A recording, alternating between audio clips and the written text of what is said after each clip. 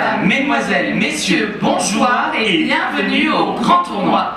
Vous êtes très nombreux à avoir répondu présent pour assister à cette compétition. C'est un très grand moment qui nous attend. Les meilleurs se sont donné rendez-vous et c'est juste là que ça va se passer. Pour ouvrir ce programme de feu, ce groupe extraordinaire, vraiment avec toutes les meilleures du monde, c'est incroyable. Ah vraiment, c'est vraiment incroyable. J'espère que vous vous rendez compte. Regardez cette image. J'espère que vous vous rendez compte, mais je suis sûre que c'est énorme, vraiment. J'espère que vous vous rendez compte, mais je suis sûr que oui, car il y a une ferveur, mais vraiment une ferveur incroyable. Regardez. L'effervescence de ce public est absolument incroyable. Je pèse mes mots. Ouais, c'est formidable, du pur bonheur. Et pour ouvrir ce programme, j'ai le grand plaisir d'être accompagné comme de coutume et les 4 minutes qui vont suivre devraient nous permettre d'en avoir la confirmation.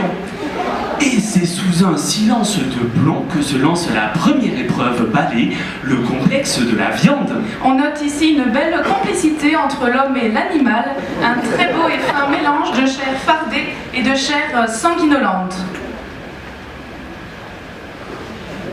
Nous restons dans la deuxième épreuve avec l'animal.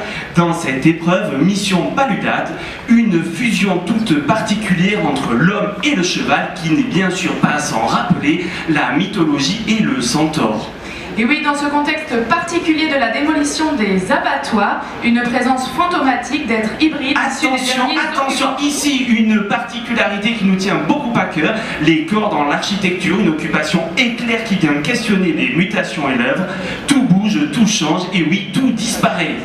Et oui, pour cette épreuve, quelle place occuper le temps des travaux, quel espace public, comment et pour qui?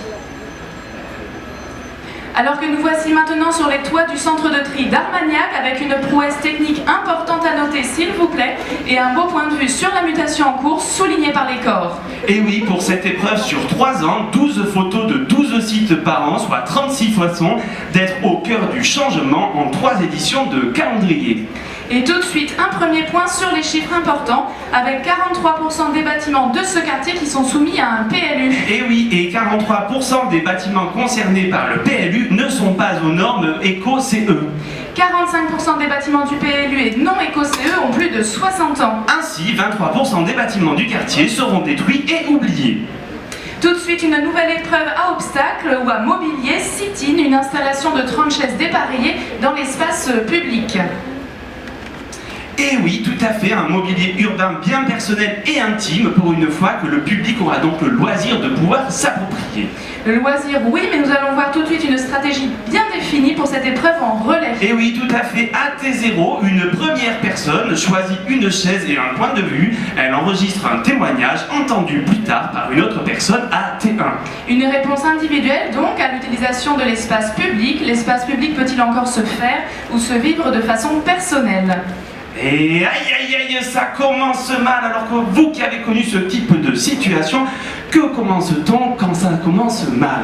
Dans ce type de situation, ça nécessite un mélange très juste d'un apport physique important ainsi qu'un apport culturel. Attention de ne pas trop consommer d'apport culturel sans dépenses physiques, sans quoi l'équilibre ne serait plus respecté. Et oui, bien sûr, ici on relève aussi l'importance du contexte et de l'espace public pour définir une stratégie sportive et patrimoniale. Ainsi, l'enjeu de l'épreuve devient le mouvement dans le corps en l'architecture des lieux, une épreuve hautement technique mais ouverte à tous malgré tout.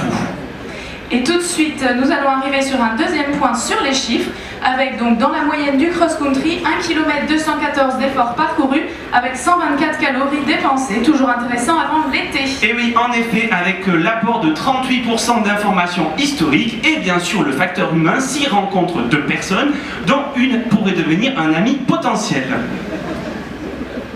Nous revoici dans le contexte du grand tournoi avec un phénomène agrégatif bien connu, celui de la victoire. Avec une coupe, peu importe qui, comment, pourquoi ou grâce à quoi, c'est un phénomène de rassemblement intrigant pour le public qui aime cette spectacularisation de la victoire.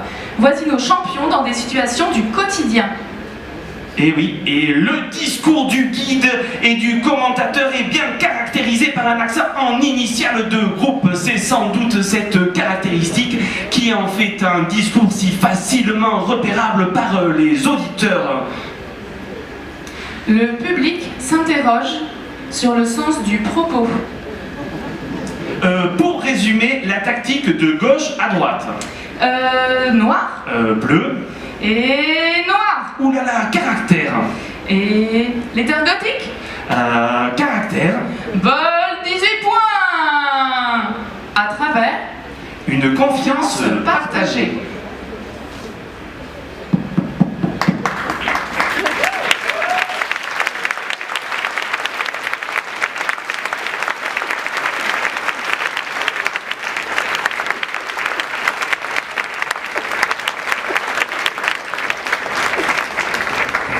Je tapote le micro.